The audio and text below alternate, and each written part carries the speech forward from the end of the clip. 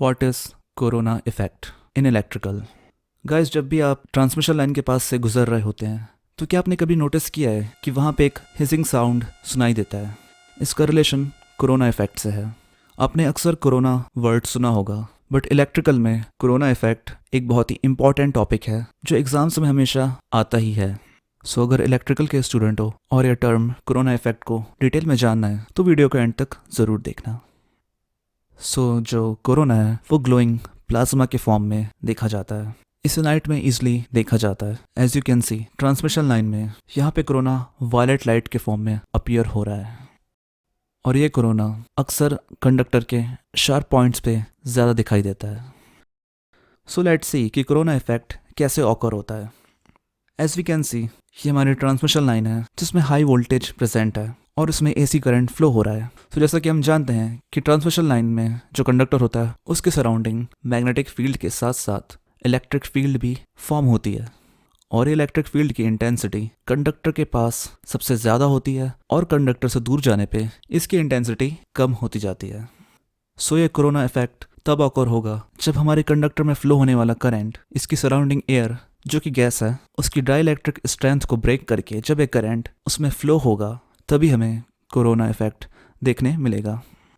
जैसा कि हम जानते हैं कि नॉर्मल टेम्परेचर और नॉर्मल प्रेशर पे एयर की डाइलेक्ट्रिक स्ट्रेंथ होती है 30 kV पर सेंटीमीटर, जिसका मतलब है कि एयर में 1 सेंटीमीटर के गैप में अगर 30 kV या उससे ज़्यादा वोल्टेज प्रेजेंट होगा तो वो उसकी डाइलेक्ट्रिक स्ट्रेंथ को ब्रेक कर देगा। और हमारी ट्रांसमिशन लाइन में ऑब्वियसली 30 kV से ज़्यादा वोल्टेज प्रेजेंट होता है, जिस वजह से हमारे कंडक्टर के सराउंडिंग की जो एयर होती है उसका डाई इलेक्ट्रिक ब्रेकडाउन हो जाता है और आयोनाइजेशन की प्रोसेस होने लग जाती है। तो इसे क्लोज से समझते हैं। जैसा कि हम जानते हैं कि एयर गैस है और उसमें कई सारे डिफरेंट पार्टिकल्स होते हैं और साथ ही साथ माइक्रोस्कोपिक पार्टिकल्स भी होते हैं। इसमें ऑब्वियसली मॉलिक्यूल्स होते हैं जिसमें एटम्स होते हैं और साथ ही साथ कुछ फ्री इलेक्ट्रॉन्स भी होते हैं और आयंस भी होते हैं। हमारे ट्रांसमिशन लाइन के कंडक्टर की सबसे नियर बाय जो इलेक्ट्रॉन होता है वो हमारे कंडक्टर की इलेक्ट्रिक फील्ड के इन्फ्लुएंस में आ जाता है, जिस वजह से वो free electron back and fourth accelerate करने लग जाता है और उसके साथ आयंस भी एक्सेलरेट करने लग जाते हैं back and fourth. Just because हमारी ट्रांसमिशन लाइन में बहुत ज़्यादा हाई वोल्टेज है, इसी वजह से इसके सराउंडिंग्स में जो फ्री इलेक्ट्रॉन है वो एक्सेलरेशन के दौरान बहुत ज़्यादा हाई एनर्जी गेन कर लेते हैं और इनके आसपास के मॉलिक्यूल्स एंड एटम से कोलिजन होने की पॉसिबिलिटी बहुत ज़्यादा बढ़ जाती है।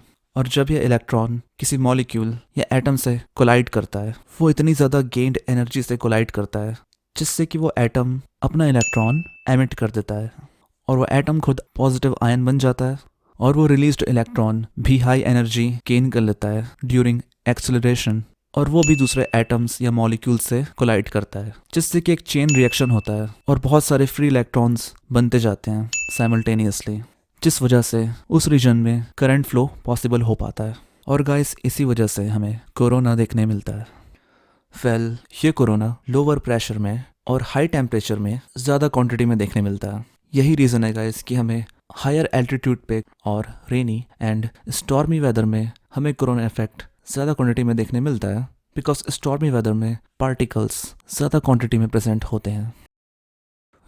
इस कोरोना के जितने एडवांटेजेस हैं उससे ज़्यादा तो इसके डिसएडवांटेजेस हैं। इस कोरोना को पूरी तरीके से इरेज नहीं किया जा सकता, बट इसे ज़्यादा से ज़्यादा रिड्यूस करने की कोशिश की जाती है।